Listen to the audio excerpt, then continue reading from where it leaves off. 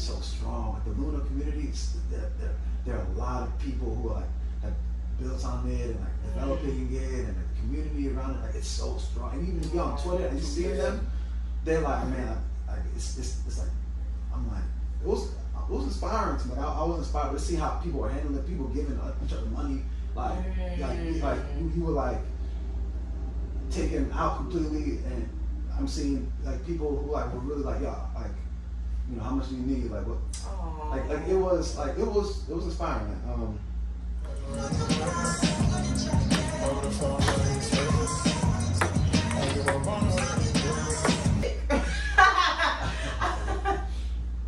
So Luna is a blockchain, has many applications built on top of it.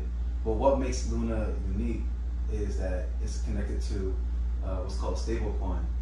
Stablecoins are pegged to a certain currency. So in the case of Luna, it's directly attached to something called UST, which is that Tether? So very similar to Tether. Okay. So Tether is USDT. It's also a stable coin. Okay. Now UST is what's called an algorithmic stable coin, and so it keeps its peg by like through being attached to being connected to Luna. So, okay. So the way it was working was, so Luna gave it viability. Right. So every time a UST is minted, a Luna would be burned, and the reverse. So I always hear that in crypto. I don't understand what burning is. It's like, is it a good or bad thing? Or it's neutral? I would say it's neutral. A lot of people would think of it as a good thing because it takes the currency or token out of the economy. Okay. And so then typically it's something that would make more, create like increase in value. And so if you're burning Luna, then like you're increasing the value. You're typically going to be increasing the value of Luna. Okay. Whereas if you're minting or adding more to the economy, then it's going to create inflation, and so then it could decrease in, you know, it could decrease in value. But it's like, that's nerve-wracking. However, for the purposes of Luna and UST, it's kind of like a pull, like a tug. So like when UST is above the peg, meaning like when UST is above $1, then Luna would help bring it back to $1. When UST is below $1, Luna will help bring it back to the dollar.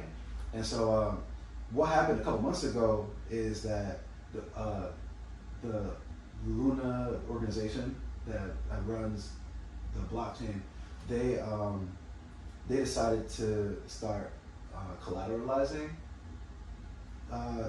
UST.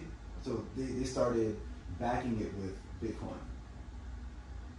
And so it became... What was the logic behind that? So that's where they may have gone wrong. Okay. Because by doing that... Because it was its own ecosystem. Right. Just regulating itself. Right. So when they brought the Bitcoin in, they opened themselves up to Bitcoin's swings. People also be able to buy and sell. Right. And that created a vulnerability. And so it seems like that's kind of where things started to go wrong. And I think that with Bitcoin, so they basically committed to buying like $10 billion of Bitcoin over a period of time, and they had bought like a couple of billion already just in the last couple of months. Oh, wow.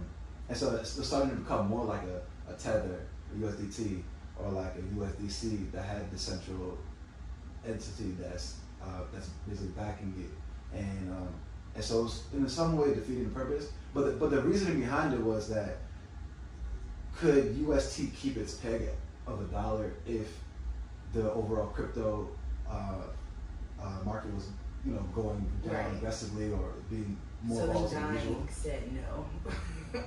Well, to be honest, personally, I feel like they kind of went wrong by backing it. But like the logic makes sense, because like the logic was, if they back it with Bitcoin, then basically when it does lose its peg, and usually when it loses its peg, it's very slight. Like it'll go down from $1 to like 99 cents. So I know what you're talking about. I saw a screenshot on Twitter, and that shit was like 20 cents.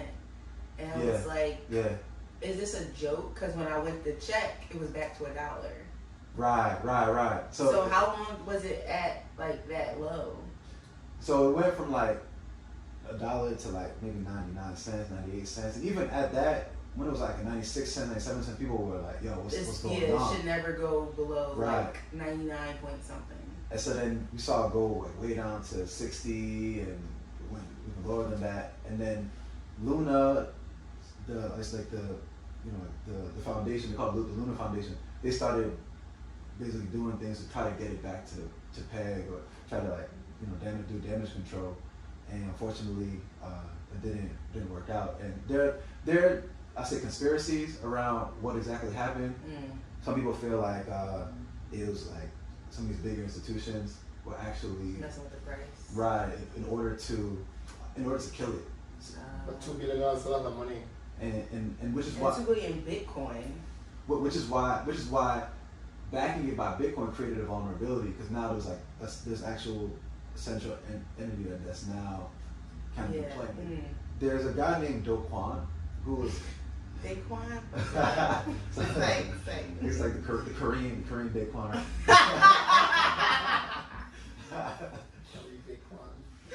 The Do Kwon was one of the original founders of Terra. Okay. And I believe he came up with the initial idea, and at least he's the one that's mostly, he's very active on Twitter. Okay. And so people. So how you spell his name? D-O Kwon, W-O-N. Okay. So people always they always referencing Do Kwon, and Do Kwon needs to do something. Do Kwon. However, it's really like a number of them, right? Okay. And so and then a lot of like even what has happened again, like that even the concept of the algorithmic stable coin and it's working on it in their way. Like, I believe Do Kwon was the one who initially came up with that. Not the concept of it, but like this Terra Luna idea. Actually, like in crypto is can be very tribal. So it's like there's some people who they only invest in. And that's what I was just about to the Luna say. ecosystem, because you have everything attached, all the applications attached to it. Because they were doing the utility part, like they were using it, like basically actually utilizing the economy, like you know what I mean? Like they were trying to from a philosophical perspective, like this is the one I'm gonna think on. Right.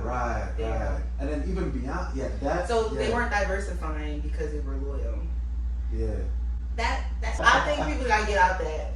You gotta get out that. Like I get it, but because it's so volatile, you have to diversify. Yeah, you have to diversify. I definitely guess I guess it was a lesson to a lot of people. Yeah. Who are just Luna Max, they call them maxis, like Luna maxis. Okay. I think the opportunity is bigger now than it was a week ago. It was bigger now than it was like a month ago. Okay. And so why? Let me just start like this. Yeah. Why why is it more opportunity in crypto since this big deep dive? Yeah. So I'll say that, as we know with investments, with markets, like they go in cycles, and so it's like we're definitely in a bear cycle or a bear trend, and a lot of people felt like we weren't. A lot of people felt like we were going up, especially at the end of the year. Like the general consensus was that it was going to be some sort of blow off top, where we'd see Bitcoin go to over 100,000, and then maybe we'll go into like a deep bear market. But that didn't happen. We haven't seen Bitcoin hit 100K yet, and we've seen the market basically go down since November, December, and so who knows how long it'll continue in this trend? Maybe it's like another month, maybe it's another 6 months. But it's just it's just a down cycle, a down trend. However, if you look at, you always want to follow the money, and if you look at the whales and people with like infinite money to deploy, they're buying right now, and they're buying heavy, and especially Bitcoin. Like a number of wallets that hold Bitcoin right now is as high as it's literally ever been in the history of crypto, and so it's people are buying, and like people with cash to deploy are Yeah. buying, and so it makes it harder for a lot of people who they go and deploy what they have, but it's but like if you're not yet in the ecosystem, it's definitely a big time. Yeah, I'll say one more thing. I think it's big, like a learning point for me last year was, okay, we really don't, outside of Bitcoin and maybe Ethereum, we really don't, like, the other stuff is definitely risky. Like, it's definitely risky. But at the same time too, you look to see who's continuing to build, and I think that it's kind of like a lot's being washed out right now, and so there's certain companies. These are the people that when you hear people say somebody has to go, like everybody's not gonna make it. Right. This is it. Yeah, that's exactly what it is. Yeah. That's exactly what it is. It's like everybody's not gonna make it. Yeah. So. Yeah. Another one. Thank you. Damn. No, like not being funny at all. That sucks for people who lost a lot in this. Yeah.